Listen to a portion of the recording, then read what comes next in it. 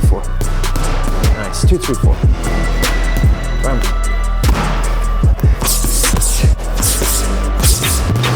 Esteban, thank you for the pad work today. My pleasure. Appreciate it. I wanted to chat with you a little bit about the current attitude towards masculinity and its traits. It's funny because I think you're a great representation of somebody who's integrated both sides. I was just mentioning to you before we hopped on camera here how Chris Williamson broke it down really well, how we've kind of overcorrected from thinking that women are like dysfunctional men and like men were the better sex, better gender, and then now we've overcorrected to thinking that men are like dysfunctional women. And then you see all of these traits within masculinity, like say for instance strength or aggression or competitiveness, and now it's almost as if those traits, we're talking about them as if those traits have no use. And I think my fear in what I see happening a lot with people is it's kind of like that Freudian concept where it's like unexpressed emotions don't die, they just get buried alive and come forth later in uglier ways. And so for me, it feels like if men don't have an outlet for aggression, like a positive place to aim it at, or competitiveness, or any of these traits, that it ends up actually just causing dysfunction within us. Yeah. I don't know, what are your thoughts there? You know, what's interesting is I listened to a really brilliant Jordan Peterson podcast. He's a great personality researcher, and somebody brought up the point around aggression within the fact that they think, aggression is a male trait. But aggression isn't a male trait. Aggression is just easier to point out in men because men were kind of doofuses about it. Our aggression is obvious. Two boys are fighting, that's aggression. Women's aggression is much more clever and insidious because it's around destroying status, gossip, rumors, reputation destruction, yeah. Exactly. So I think what's toxic within our society, or the toxicity that presents itself, is that we are blinded by a new arrogance or a new aggression, which is that we have now normalized female aggression and we're not even identifying it, while saying male aggression is inherently bad. And I think this in part is due to the new story that's being run through our society, which is that all of society has now been, again, these are old talking points, but I think reiterating them is important, which is that we're now being cast between this old story that all of power has always been about dominance, and that the relationship between men and women has always been about a dominion of men over the submissive woman.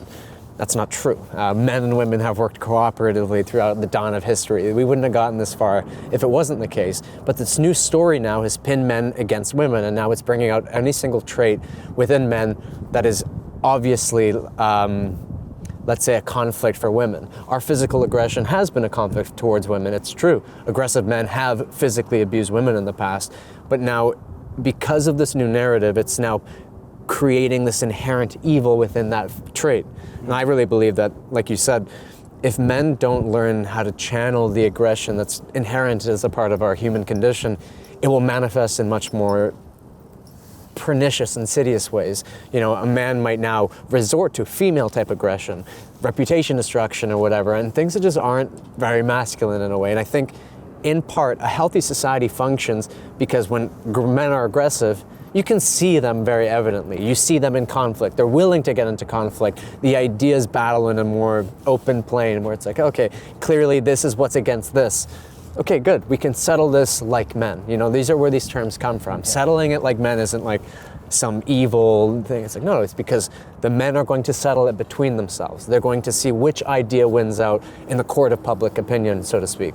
But now we're creating an entire narrative and structure within our society where conversation and dialogue is not allowed, where there is an overarching opinion which is now truth. And in part of that truth, it's all of the inherent traits of men are evil, like aggression, like competition, like masculinity. And what's a problem is, while I'm also someone who's like, quite frankly, like very critical of two-dimensional pictures of masculinity, I think it's very ignorant when you start to deny biological realities that are inherent within the masculine experience. Could you imagine if I was going to women and be like, you know what, women, like you guys are way too feminine, like you guys are way too emotional, and like the way that you guys like are so like connected to your emotions, it's so uncomfortable for me as a man because I'm not like that. I would like you guys to please diminish the amount of estrogen in your body, or in fact, just stop acting the way you're acting. It's like, what the fuck? That's not normal. That's not good. Yeah. And I think about it a lot, like going back to that kind of losing control of it or repressing it and having it come forth in uglier ways. I look at it very similarly to that cliche in every superhero movie where at the beginning of the movie they don't really understand what's happening and they don't have control of their quote unquote powers or whatever, right? And it's a danger to them and everyone around them. Yeah. And it's not until they actually integrate that and understand how it operates and are able to channel it in positive directions that it becomes a beneficial thing. Another thing that I've found very interesting in this realm as well recently is I think about this concept from Nietzsche on a weekly basis at least, where he said, I often find myself laughing at those who think themselves good simply because they have no claws. It's a good line. Yeah, and it goes to this idea that, because I think you and I would probably both classify, I don't want to speak for you, but I think we'd probably both classify ourselves as pacifists. Of course, I hate war. Yeah, or even between two people, it's like I'd rather stay in a dialogue. Communication over conflict any day. But the virtue of, say, pacifism isn't actually a virtue unless it's a choice. Whereas if you aren't, say, if you don't have claws, and I think this is actually where Peterson got his whole, I think it is his whole dangerous, a good man is a dangerous man who has it under voluntary control. I think that's where he got that kind of stems from. But otherwise, if you're not dangerous, pacifism is a necessity for your survival. It's not a choice that you are making because you think it's right. It's I need everybody to be in a pacifist mentality so that I can continue. You know, the difficult thing around violence, let's say, or the potential for violence, and this is also something Peterson brought up, but he's like, in a conversation with a man, you both almost have this unspoken rule of, I'm going to keep it civil with you because we don't want this to get ugly. Yes. And both of us have the potential to make it ugly. Yeah. And as such, there's that undercurrent that then drives the behavior to be like, all right, let's stay within the civilized function of this conversation. And that actually doesn't exist between men and women, because it's like, well, we're not going to hurt you. Like, it wouldn't be fair. It would just be cruelty if I was ever to engage in that. And again, in part why it's so harmful in communication when you're in a combative stance with a woman and they start to degrade or insult you because you're like, hey, that's not fair. I can't ever respond to an insult in a physical manner with you because it's just cruelty. But at least when I'm with a man, if he starts insulting and degrading me, I can bring up the very real threat of, hey man, we don't do that. Hey, whoa. We're gonna have a dialogue and we're gonna come into conflict of ideas. But if you start to degrade myself or character, I have this thing that I can use, which is my physical assertion of self. You know, when it comes to the whole idea of being a weak man or a strong man, I really do think I'm a very holistic person. Like, I believe in like the idea of body, mind, and soul. And I love the metaphor, analogy of it's better to be a warrior in a garden than a gardener in a war. And I always say in my own life, I don't come into conflict very often with people. Mm-hmm. I don't feel the need to prove myself to others because I always say my life is my evidence. I love the way I look. I love the way I love the quality of my relationships. I love the physical confidence that I embody. Why? Because I treat my body with respect, with care, with consideration. And there is a nuanced line when it comes to self-love and even what I would like to encourage the world, which is like a genuine self-love is a consideration for self that is beyond a very shallow pacifism, let's say. I consider myself so highly that I make sure that I'm ready in a potential for a conflict. Do you know what I mean? Where I'm aware that this world is not perfect. Yeah. I'm not naive. Yeah. As such, I should care for this individual by training by physically training, by mentally training, by educating myself consistently, by having rigorous discipline and structure. Not because I think that I'm going to find myself in conflict or because I want that, but quite rather because I'm such a pacifist, I'm like, this is the assertion that I can maintain peace. One of the biggest dangers in our world is weak men allowing tyranny to occur. Like, if you have a society of men who are so incapable of loving themselves, aka incapable of considering their physical health, their mindset, and their discipline, the way that they genuinely show up in their own lives, then you have a society of people that can be easily influenced and manipulated. I don't get scared of things in the media. Why? Because I don't look at these, quite frankly, like, I hate these terms, but I'm like, these beta men, it's like, I'm not listening to you. You're the Minister of Health. You look like shit. You look like shit. I'm not listening to you. And in a way, I think you need men who are willing to be non-deferential to authority. Yeah. When we have an entire society of men who, when you're not engaged with your own inner authority, which again comes from things like a physical practice, a mental practice, then you become the kind of person who just does whatever you're told.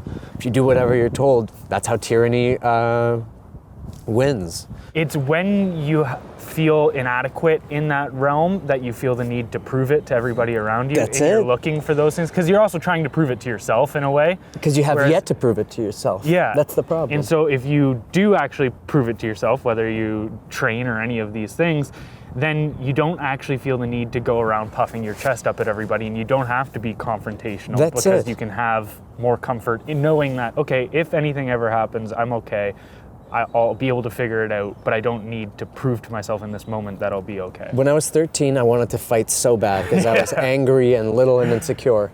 By the time I was 19, I'd been training for 6 years at that point. At that point, I remember that I would even get into conflict, or like there was a conflictual situation.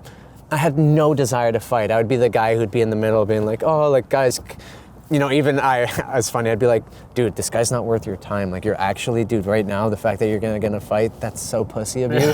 Like, you're actually letting yourself get that rattled. Like, that's embarrassing. Again, I was playing to their ego, but just because how much I was like, I did not want to engage in fighting. I thought it was ridiculous. And that's a common thread within all martial arts where it's like, at a certain point, you're like, I don't need to fight anyone. Like, what am I trying to prove here? It's the insecure man who needs to prove it. And then no wonder you see a bunch of women who are unhappy with the state of men. Because the thing is, they just didn't want bad men. They didn't want weak men. I really believe this, where it's like, most embodied women, they didn't want a weak man. They just didn't want abusive men. And that's the problem, is that we did have, historically, many tyrannical men. And that now caused a cultural backlash where then it was like, okay, well, what's the correction? And here we are, the overcorrection. And I don't even think there's more or less tyrannical or abusive men than there was in the past. It's changed its face, where it has become a much more insidious aspect, where before, like, you put it in front of me as to who's going to try to tyrannize me, whether it's somebody who does it through deception and manipulation and almost like a false sense of compassion, or somebody that's going to just be the force and the bully. It's like, at least I can easily identify that person and try to stay away. Whereas on the opposite end, where we've got this like tyranny through compassion concept now going on, where when the bad guy was going, I just said something, you're like, that's the bad guy.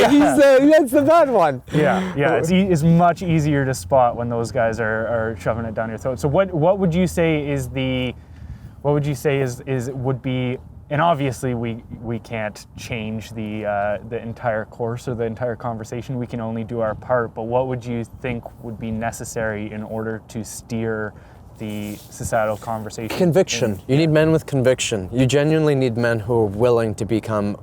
Now, I always say this, no one's an island, but you need to become willing to lose everything. I think we have men in general, and I'd even speak for myself, who you become so entrenched in your own, every little good thing that you have, or the idea or the way that people perceive you, that you're afraid to go against the cultural tide. And because we do have a very toxic cultural tide, which is, again, creating, I think, false divisions, pinning men and women against each other, things that I don't really believe are real, things that I believe are falsely constructed, again, because it's a very old playbook, divide and conquer. So what steers it? Firstly, I think men, women in general, stop looking outside of yourself for your power and authority. Start genuinely coming back to your intuition. How do you do that? Build a life with integrity. What does integrity look like? Integrity is saying what I do, doing what I say, and then thinking the same thing. When you have these things in alignment, you genuinely create a cohesive system where I trust myself. How? Because when I say I'm going to take care of my body, I do it. I go to the gym. When I say I'm going to wake up at a certain hour, I do it. These things, in creating a discipline and a self-trust with yourself, your brain now, really from a psychological perspective, goes, this is a being I can trust. I can feel self-assured in their conviction and their behavior because this person does what they say they're going to do. They do what they're going to say, and the actions line up. And I think when more and more people do that, you become connected to intuition. Intuition becomes this driving force through all great human beings' lives. I mean, really, you can take any great human being and you look at their autobiographies, they all speak of this inner knowing, this connection to a deeper self. Call it the spirit, call it God, call it whatever you like. When you're connected to that, you're not going to be weak. Why? Because you don't arbitrarily externalize your power and authority towards culture, government. You go, no, that's not true. No, I don't think being aggressive is a bad thing. It's just that we have a very two-dimensional idea of aggression, and we think it means, oh, aggression? That means no good, bueno, I hurt other people. It's like, no, that's not what aggression is. Aggression is far more complex than that. Dude, I appreciate it. Thank you so much for sitting down and chatting with me today. Thanks for hitting the pads with me as well, and look forward to chatting more in the future. Buddy, my pleasure.